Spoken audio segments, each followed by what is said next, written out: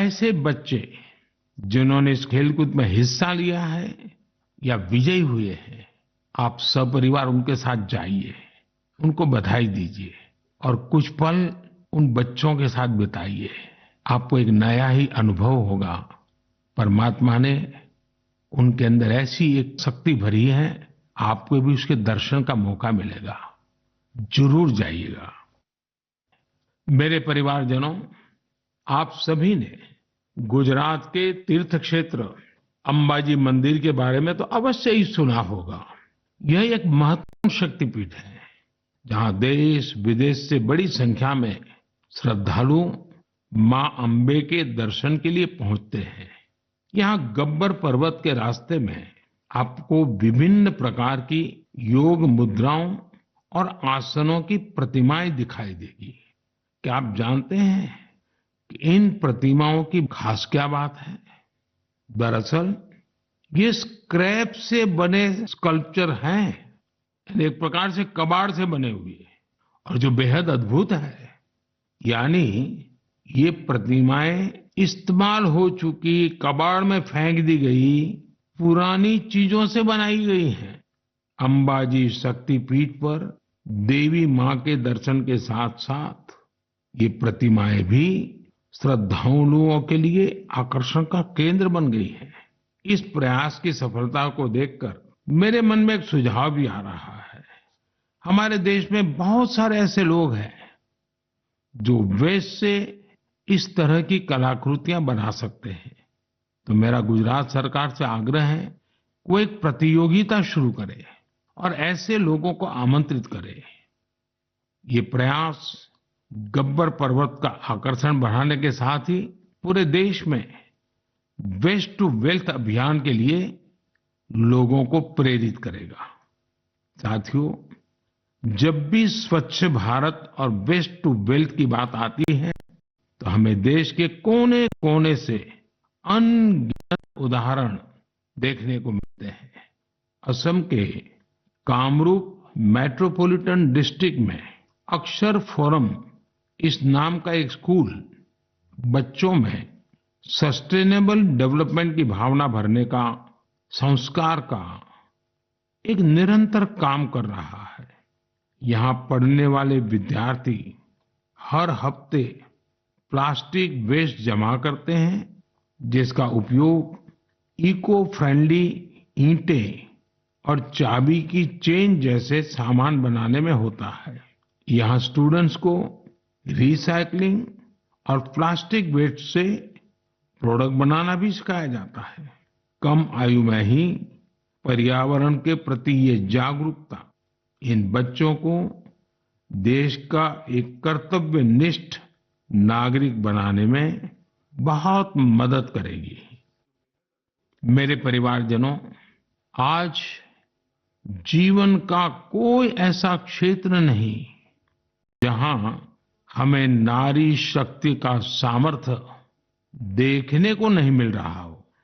इस दौर में जब हर तरफ उनकी उपलब्धियों को सराहा जा रहा है, तो हमें भक्ति की शक्ति को दिखाने वाली एक ऐसी महिला संत को भी याद रखना है जिसका नाम इतिहास के सुनहरे पन्नों में दर्ज है। देश इस वर्ष महान संत मीराबाई की 525वीं जन्म जयंती मना रहा है। वो देश भर के लोगों के लिए कई वजहों से एक प्रेरणा शक्ति रही है। अगर किसी की संगीत में रुचि हो तो वो संगीत के प्रति समर्पण का बड़ा उदाहरण ही है। अगर कोई कविताओं का प्रेमी हो तो भक्ति रस में डूबे मीराबाई के भजन उसे अलग ही आनंद देते हैं। अगर कोई दैवीय शक्ति में विश्वास रखता हो तो मीराबाई का श्री कृष्ण में लीन हो जाना उसके लिए एक बड़ी प्रेरणा बन सकता है। मीराबाई संत रविदास को अपना गुरु मानती थी। वो कहती भी थी, गुरु मिलिया रैदास दीनी ज्ञान की गुटकी। देश की माताओं, बहनों और बेटियों के लिए मीराबाई आज भी प्रेरणा पुंज है। उस कालखंड में भी उन्होंने अपने भीतर की आवाज को ही सुना और रूढ़िवादी धारणाओं के खिलाफ खड़ी हुई। एक संत के रूप में भी वे हम सबको प्रेरित करती है। वे भारतीय समाज और संस्कृति को तब सशक्त करने के लिए आगे आई जब देश कई प्रकार के हमले झेल रहा था। सरलता और सादगी में कितनी शक्ति होती है, ये हमें मीराबाई के जीवन काल से पता चलता है। मैं संत मीराबाई को नमन करता हूं। मेरे प्यारे परिवारजनों, इस बार मन की बात में इतना ही।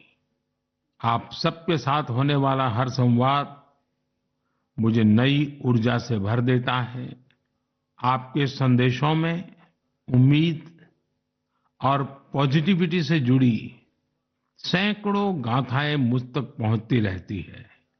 मेरा फिर से आपसे आग्रह है, आत्मनिर्भर भारत अभियान पर बल दें, स्थानीय उत्पाद खरीदें, लोकल के लिए वोकल बने। जैसे आप अपने घरों को स्वच्छ रखते हैं, वैसे ही अपने मोहल्ले और शहर को स्वच्छ रखें। और आपको पता है, 31 अक्टूबर सरदार साहब की जयंती देश एकता के दिवस के रूप में मनाती है। देश के अनेक स्थानों पर रन फॉर यूनिटी के कार्यक्रम होते हैं। आप भी 31 अक्टूबर को रन फॉर यूनिटी के कार्यक्रम को आयोजित करें।